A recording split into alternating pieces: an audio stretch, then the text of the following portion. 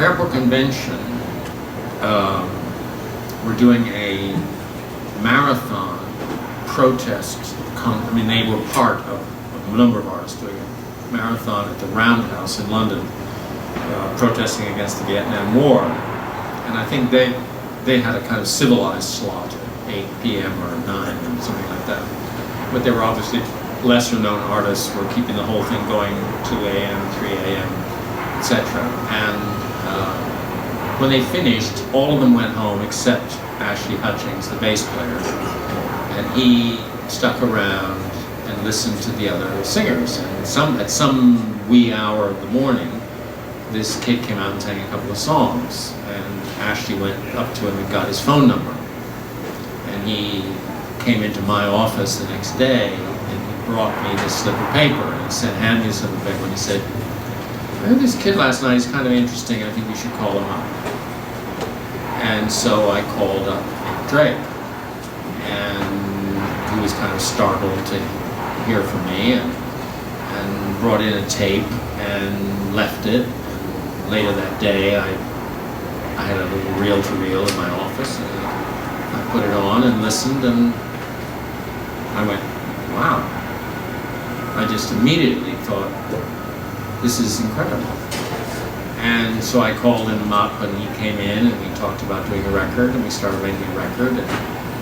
And I, up to that point, within the limited scale, it was what I was, the Incredible String Band, I was managing and producing the Incredible String Band at Fairport Convention.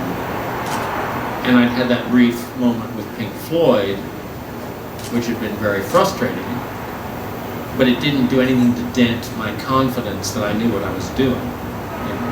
I obviously knew what I was doing, because even though I missed out, Pink Floyd was now huge. And the Incredible String Band, I immediately, as soon as I saw them, I took them out of Scottish folk clubs and put them in opening for Pink Floyd or psychedelic venues, and had a psychedelic cover on the second record, and that worked great. And we were filling the Fillmore West and the Fillmore East, and hippies were flocking to their concerts. And Fairport Convention, we're just building and building and building and getting bigger and more famous and more renowned all the time. And so I was, I was possibly, as it proved, overconfident. And I just listened to Nick, and I thought, well, this is a slam dunk. We didn't use that phrase in the 60s, but this is going to be easy. This is going to be great. I'll make a fantastic record with these songs. We'll put it out. It doesn't matter that he's not a good performer, that he's shy, that he can't talk to the audience, because once the record comes out, everybody will want to come and sit in hushed silence and listen to him, whatever he's doing.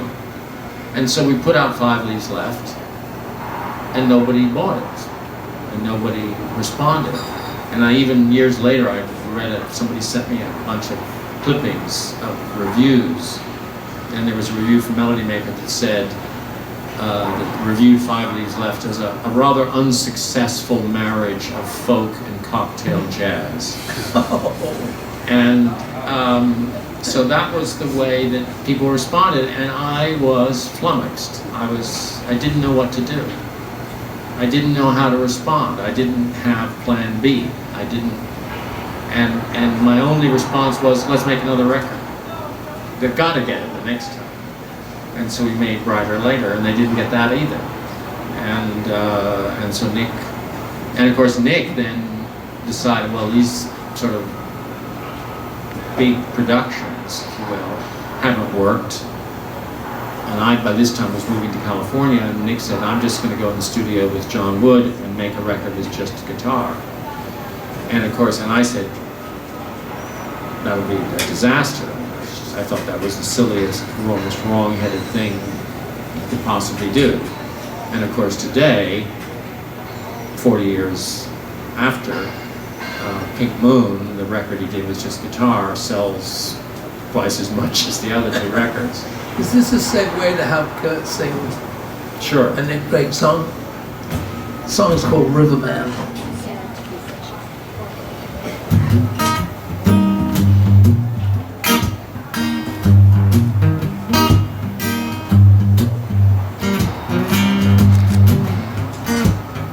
Better keep my arm away.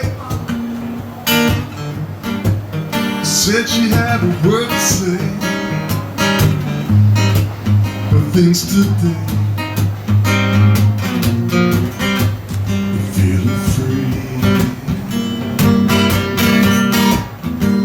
Said she hadn't heard the news, hadn't had the time to choose a way to lose. But she believed. Gonna see the riverman, gonna tell him all I can about the band.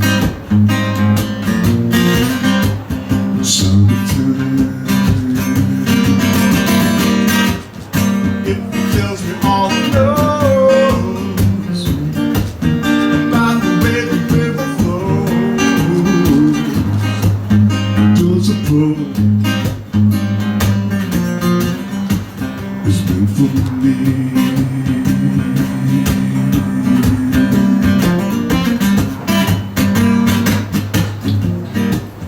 Then he said she prayed today for the sky to blow away, or maybe stay. She wasn't sure. Summer rain blowing through her mind again. She felt the pain and stayed for more. Gonna see the riverman, gonna tell him all I can about the pain.